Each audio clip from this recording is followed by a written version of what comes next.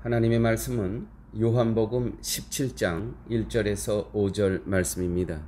이 계시의 말씀을 봉독할 때에 살아계신 하나님의 음성을 듣는 시간 되시길 바랍니다.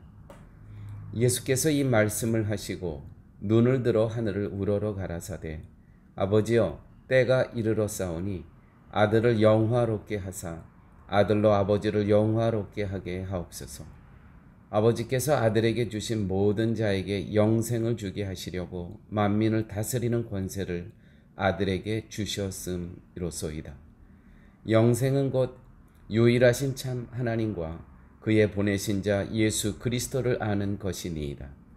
아버지께서 내게 하라고 주신 일을 내가 이루어 아버지를 이 세상에서 영화롭게 하였사오니 아버지여 창세전에 내가 아버지와 함께 가졌던 영화로서 지금도 아버지와 함께 나를 영화롭게 하옵소서. 사람마다 살아가는 삶의 스타일이 있습니다. 마찬가지로 신앙생활의 모습이 다릅니다. 이것을 다른 말로 신앙의 색깔이 있다. 각자의 독특한 신앙의 스타일, 신앙의 색깔이 있습니다. 그래서 교회 공동체 안에서는 서로의 색깔을 인정하는 겁니다. 그러므로 이해와 존중이 꼭 필요하죠. 특별히 저희 교회는 최근에 이제 한국에서 신앙생활 하시다가 오신 성도님들이 계십니다. 저는 한 번도 한국에서 어느 교회를 다니셨는지, 어느 교단에 있었는지 제가 스스로 물어본 적이 없습니다. 각자가 지금까지 신앙생활을 해왔던 그러한 모습과 색깔이 분명히 있으실 겁니다. 그래서 이 코로나 이 바이러스 기간 이 가운데 우리가 하나님께서 보내주셔서 함께 신앙생활을 할 때는 각자가 색깔이 다 달았기 때문에 다른 스타일의 신앙생활을 하셨기 때문에 자기 것을 주장하게 되면 분란이 일어납니다. 그래서 이해와 존중이 필요합니다. 복음 안에서, 이 복음이라는 울타리 안에서, 그리스도 안에서 이해와 존중이 필요하다. 특별히 성경에 보게 되면 네 가지 타입의 신앙의 스타일이 있습니다. 다시 말씀드려서 네 가지의 분명한 그 신앙의 색깔이 있다는 것이죠. 첫째는 아브라함의 스타일입니다. 창세기 12장 1절에서 3절 말씀을 보게 되면 이렇게 기록되어 있습니다. 여호와께서 아브라함에게 이르시되 너는 너의 본토 친척 아비 집을 떠나 내가 내게 지시할 땅으로 가라. 여기서 우리가 기억하셔야 될 것은 내가 너로 이렇게 1대1의 관계가 계속 표현됩니다. 2절 내가 너로 큰 민족을 이루고 내게 복을 주어 내 이름을 창대케 하리니 너는 복의 근원이 될지라. 너를 축복하는 자에게는 내가 복을 내리고 너를 저주하는 자에게는 내가 저주하리니 땅의 모든 족속이 너를 인하여 복을 얻으리라 하신지라. 자, 여러분, 아브라함의 삶과 아브라함의 신앙의 스타일이 있습니다. 하나님이 아브라함을 찾아오셔서 1대1로 만나 주십니다. 1대1의 관계입니다. 여기는 조직이 없습니다. 개인의 체험을 신앙생활에서 매우 중요하게 여깁니다. 내가 하나님 음성을 들은 것을 매우 소중하게 여깁니다. 아브라함의 삶의 스타일과 신앙의 색깔은 체험 중심이었습니다. 아브라함이 부르심을 받을 때는 성경도 없었고 성전도 없었고 제사장도 아무도 없었습니다. 하나님과의 1대1의 관계. 그래서 우리의 성도님들 가운데 말씀 묵상의 훈련이 잘 되신 분들 계십니다. 이 한국에서 이러한 그 하나님과의 나와의 1대1의 관계, 또 하나님과 나와의 그 깊은 내면의 교제와 사귐의 시간과 함께 충분히 하나님과의 기도 시간을 가졌던 그러한 성도님들 계십니다. 이분들의 특징은 이게 자신이 직접 체험한 하나님이 계시기 때문에, 직접 들은 음성이 들어있기 때문에 헌신과 열정이 매우 강합니다. 어떤 일에 필이 꽂히면 이거는 물러서지 않게 되는 것이죠. 아주 강하십니다. 굉장히 큰 장점입니다. 또 한 가지의 신앙의 스타일은, 삶의 스타일과 신앙의 색깔은 모세 스타일입니다. 모세의 신앙입니다. 아브라함과 모세하고의 차이점은, 모세부터는 공동체, 이스라엘의 공동체, 유대의 공동체, 히브리 공동체, 이 공동체 중심으로 하나님께서 한 지도자를 통해서 그 공동체를 인도해 가신다는 것이죠. 자, 출애굽기 3장 7절부터 보겠습니다. 여호와께서 가라사대 내가 애굽에 있는 내 백성, 한 사람이 아니고 내 백성의 고통을 정령히 보고 그들이, 공동체입니다, 그 간역자로 인하여 부르짖음을 듣고 그 우고를 알고 내가 내려와서 그들을, 이스라엘 공동체를 애굽인의 손에서 건져내고 그들을, 유대 공동체죠, 그 땅에서 인도하여 아름답고 광대한 땅, 젖과 꿀이 흐르는 땅으로 인도하겠노라. 이제 이스라엘 자손의 부르짖음이 내게 달하고 애굽 사람이 그들을, 히브리 민족이죠, 괴롭게 하는 학대도 내가 보았으니 이제는 내가 너를, 모세를 바로에게 보내어 너로 내 백성 이스라엘 자손을 애굽에서 인도하여 내게 하리라. 모세 스타일의 삶과 신앙을 우리는 말씀을 통해서 듣게 됩니다. 하나님께서는요, 한 지도자를 세워 이스라엘의 민족 공동체적으로 움직이십니다. 조직으로서의, 조직이 매우 강합니다. 조직이 매우 소중한 겁니다. 아브라함의 신앙의 삶과는 매우 다릅니다. 이 공동체가 움직이는 겁니다. 조직으로서, 그래서 조직이 매우 소중합니다. 이 조직으로서 움직이는 신앙의 색깔, 교단들이 있죠. 예를 들어서 감리교가 그렇습니다. 감독하에 모든 교단과 교회가 움직이죠. 또 안식일 교회가 사실 여기에 속하고요. 또 무엇보다도 이 조직으로서의 가장 강한 조직은, 카톨릭보다 더 강한 조직이 어디 있겠습니까? 교황이라는 한 사람을 중심으로 해서, 그래서 이들에게는 서열이 굉장히 중요합니다. 전통이 매우 소중합니다. 한 사람 한 사람이 각자가 하나님의 음성을 듣고 했을 때 각자의 열정은 있지만, 여기서 우리가 또 조심해야 될 것은 각자가 목자가 될 수가 있습니다. 그런데 이 모세 스타일의 장점은 공동체적으로 움직인다는 것이죠. 그래서 힘이 있습니다. 개인적으로 움직일 때보다는 역시 공동체적으로 움직이기 때문에 무시를 못하는 것이죠. 세상에서 힘이 있습니다. 아마 우리 성도님들 가운데서는 한국에서 이런 신앙의 공동체, 이런 교회에서 또 훈련을 받고 신앙생활을 하셨던 굉장히 큰 장점입니다.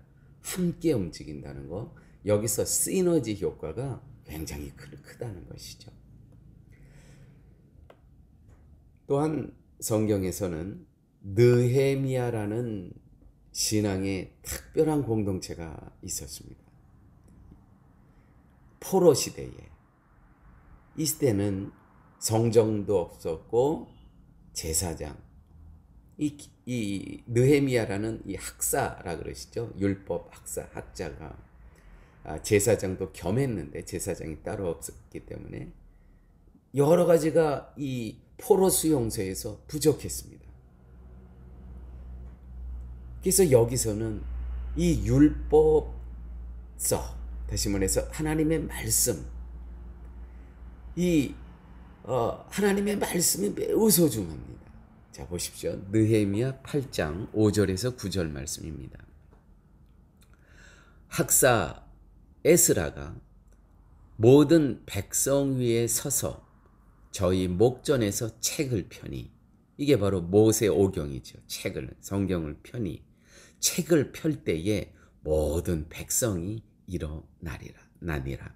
저희 교회도 말씀을 성경 봉독을 할 때 우리가 다 일어서서 듣죠. 여기서 배운 겁니다. 에스라가 광대하신 하나님의 여호와를 송축하며 그 여호와의 말씀을 찬양하며 모든 백성이 손을 들고 아멘 아멘 응답하고 몸을 굽혀 얼굴을 땅에 대고 여호와께 경배하니라. 계속해서 또 레위 사람들이 다 그 처소에 섰는 백성들에게 율법을 깨닫게 하는데 하나님의 율법책을 낭독하고 그 뜻을 해석하여 백성으로 그 낭독한 것을 다 깨닫게 하며 백성이 율법의 말씀을 듣고 다 우는지라.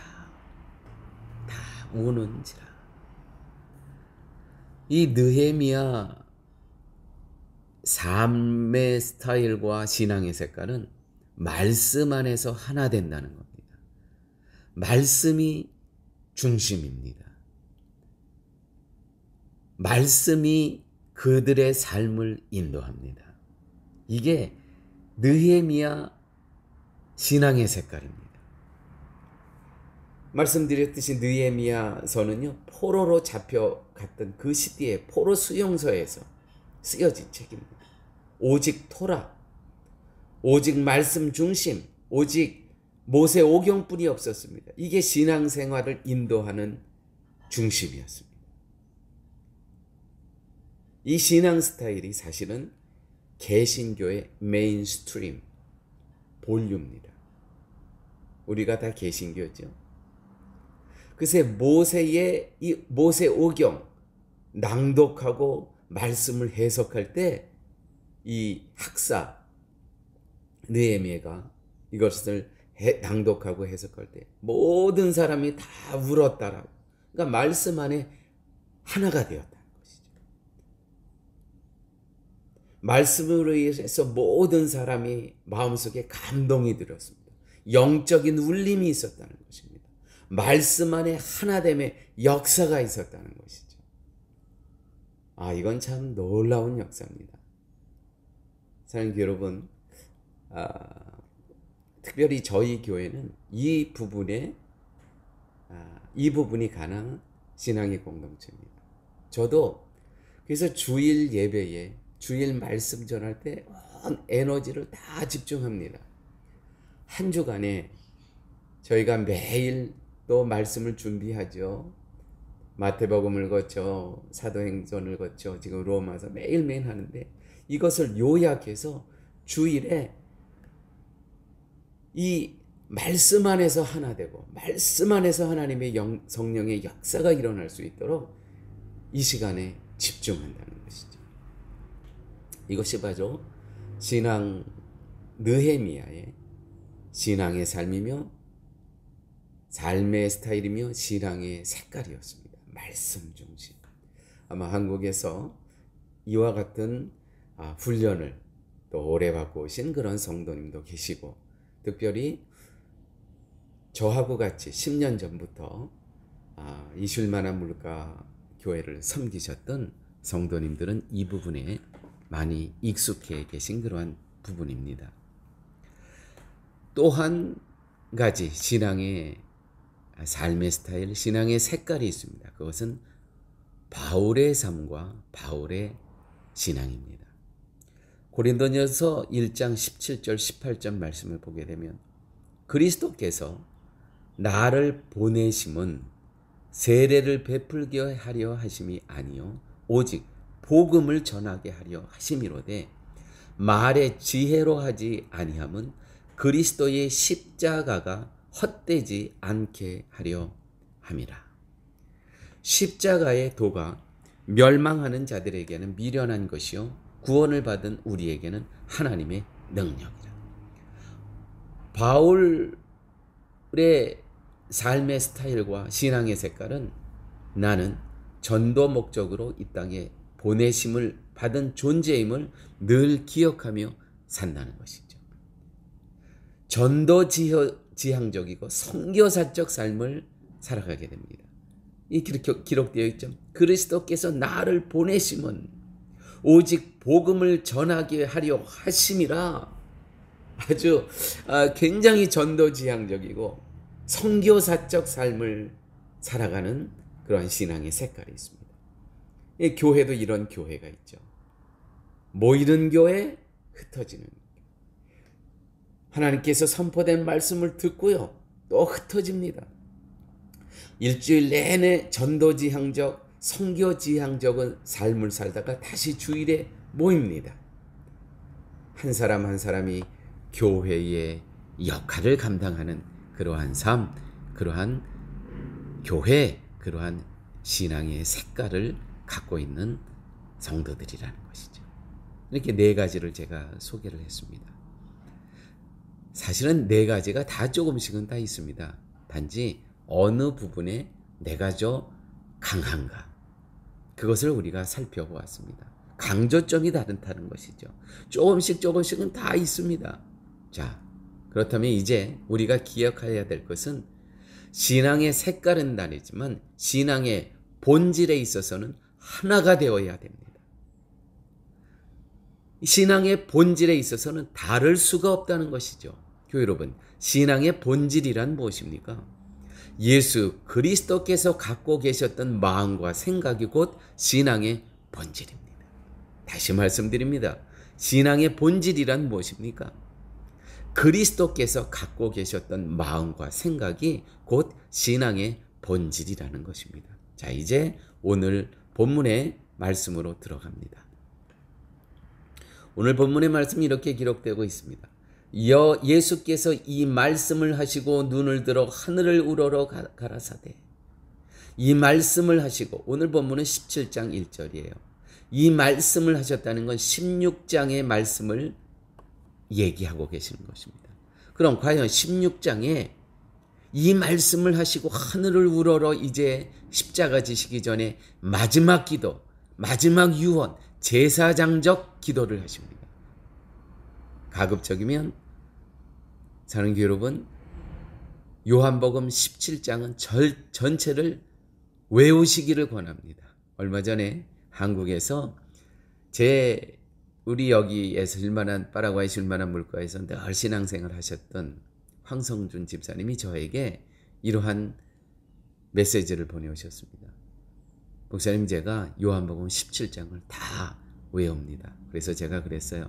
언제 파라과이 오시면 우리 예배 시간에 요한복음 17장을 꼭 한번 외워서 낭독하시라.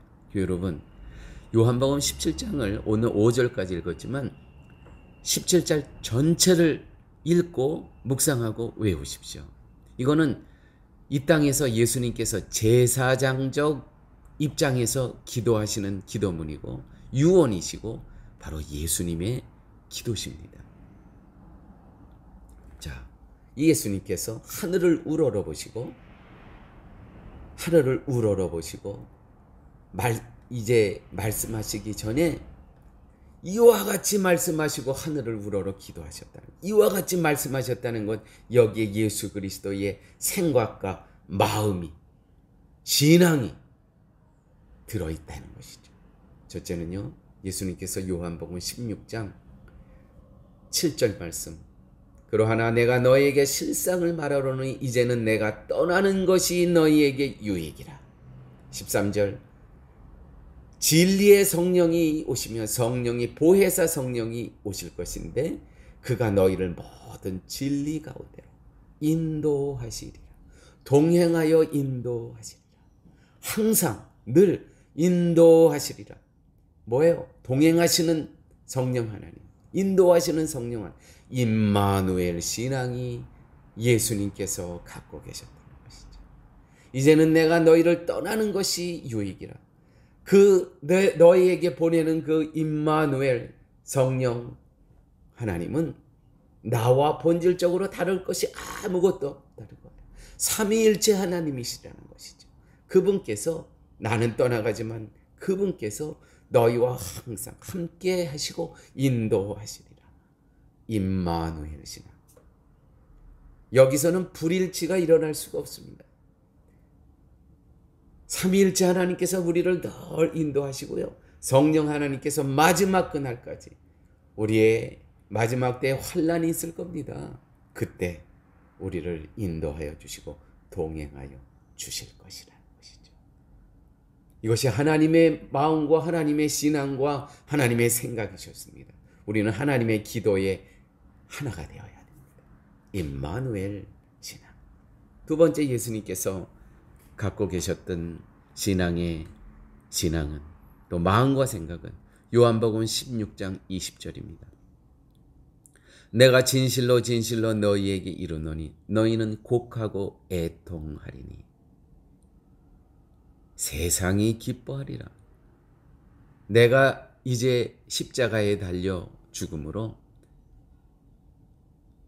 너희들은 곡하고 애통이 할 거다. 내가 이제 십자가에 달려 죽었기 때문에.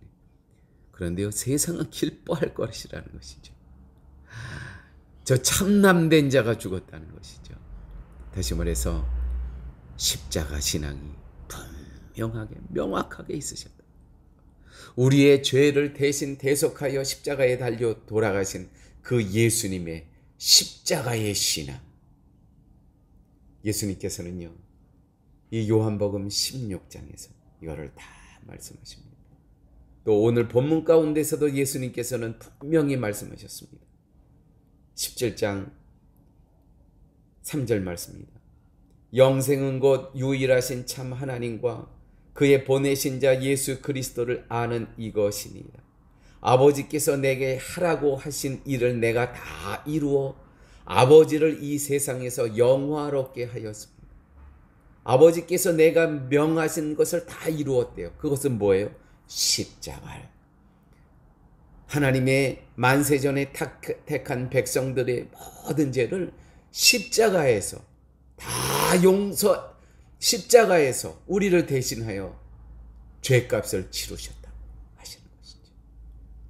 그래서 그 예수께서 십자가에서 대속의 죽음을 당하신 그가 바로 하나님의 아들 예수 그리스도를 믿는 자에게는, 나를 믿는 자는 죽어도 살 것고 무릇 살아서 나를 믿는 자에는 영원히 죽지 아니하리라.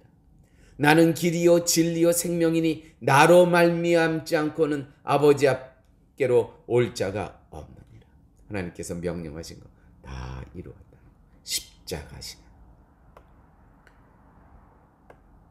신앙의 성향, 색깔은 조금씩 다를 수 있습니다. 그러나 신앙의 본질에 있어서는 하나가 돼야 됩니다. 뭐예요? 예수 그리스도께서 나를 위해서 나의 모든 죄값을 치르시고 십자가에서 용서하여 주셨다는 것이죠. 또 한 가지, 예수 그리스도께서 갖고 계셨던 마음과 생각과 신앙은 부활의 신앙이었습니다. 요한복음 16장 20절, 너희는 근심하겠으나 너희 근심이 도리어 기쁨이 되리라. 기쁨이 되리라. 이 부활신앙. 그래, 나는 죽을 거야. 십자가에 죽을 거야. 3일 만에 나는 다시 일어날 거야. 너에게 기쁨이 될 거야. 이 신앙이 분명히 있으셨다. 사랑하는 여러분, 우리의 신앙의 색깔은 우리가 갖고 훈련되었던 그 신앙의 훈련들은 이해하고 존중해 주면 됩니다. 신학은 이해해 주고 존중해 주면 되는 거예요. 그러나 신앙에 대해서는 일치를, 부활 신앙에 대해서는 일치를, 십자가 신앙에 대해서는 일치를, 임마누엘 신앙에 대해서는 일치를. 또 하나 있습니다. 예수님께서 오늘 본문에 보면 놀라운 예수님의 마음과 예수님의 생각과 신앙으로 기도하십니다. 보십시오. 아버지여, 5절, 창세전에 내가 아버지와 함께 가졌던 영화로서. 창세전에 뭐예요? 창세전에 이 우주와 또 우리를 창조하신 분이 바로 누구예요? 삼위일체 하나님, 성부 하나님, 성자 하나님, 성령 하나님. 이 삼위일체 하나님께서 창세전에 이미 하나가 되셨다는 거예요. 이분이 창조하셨다는 것이죠. 특별히 이렇게 정말 세상이 자기 길로 정말 진화론이 이 세상을 잠식해가는 세상에서 창조의 신앙을 지키고 간다는, 하나님이 이 우주를 만들고 우리를 창조하시고 이 세계의 역사를 주관하시고 우주의 질서를 운행하시는 분이 바로 하나님이십니다. 삼위일체 하나님이십니다라고 고백할 수 있는 것, 여기에 대해서는 예수님의 생각과 예수님의 마음과 예수님의 신앙으로 우리가 일치해야 됩니다. 우리 신앙, 신뢰만한 물가 공동체 신앙을 하는데, 목사님, 저는 창세기를 신화나 소설로 생각하는데요. 그러면 나가셔야죠. 다른 교회를 찾으셔야죠. 그런 면에서는 하나가 될 수가 없습니다. 신앙의 본질이라는 건 무엇입니까? 예수 그리스도의 생각과 마음과 신앙입니다. 여기에 대해서는 일치를 해야 됩니다. 이것이 바로 예수님이 가지셨던 본질적인 신앙이셨다는 것이죠. 마지막입니다. 예수님은 어떤 분명한 신앙의 본질을 갖고 계셨냐면 움직일 수 없는 승리의 신앙을 갖고 계셨습니다. 세상을 다 이기셨다는 겁니다. 16장 32절 33절. 그러나 내가 혼자 있는 것이 아니라 아버지께서 나와 함께 계십니다. 지금 십자가 지기 바로 전입니다. 하나님이 십자가를 지시는데 하나님이 함께 계시다는 거예요. 16장 33절. 이것을 너희에게 이름은 너희로 내 안에 평안을 누리게 하려 함이라. 세상에서는 너희가 환난을 당하나 담대하라. 내가 세상을 이기었노라 하십니다. 내가 세상을 이기었노라 하십니다. 승리의 신앙이 있으셨습니다. 사랑하는 여러분, 우리는 매일매일 삶 가운데 패자처럼 사십니까? 아닙니다. 승리자입니다. 이미 예수님께서 선포하셨습니다. 이거는요, 이기언노라. 이거는 미래 완료형입니다. 문법적으로. 지금부터 시작해서 미래에 완성될 것을 선포하신 겁니다. 우리는 다 이겼습니다. 이미. 여러분, 어떤 경기, 축구 경기를 보는데 결승전이에요. 우리 대한민국이 나갔어요. 이길까 질까? 아니에요. 조바심 나면서 보는 게임이 아니라요. 이기었노라. 이긴 것을 확인하고 보는 리플레이, 재방송인 것뿐입니다. 우리는 이 땅에서 어떻게 이기었노라. 우리는 분명히 부활의 몸으로 예수님처럼 다시 살 겁니다. 그때까지 임마누엘 성령 하나님께서 동행하여 주실 것입니다. 예수님께서 우리의 모든 죄값을 치르시고 이 땅에서 우리를 죄악에서 자유케 하시고 구원받은 백성으로 여겨주셨습니다. 하나님께서 의인으로 여겨주셨습니다. 우리에게는 부활의 신앙과 창조의 신앙과 승리의 신앙이 있다는 것이죠. 사랑하는 여러분, 그러므로 우리 같이 이 쉴만한 물가 공동체에서 신앙생활할 때 사소한 것은 이해하고 존중하면 됩니다. 그러나 예수님이 가지셨던 마음과 생각, 신앙의 그 본질, 그것은 하나가 되어야 됩니다.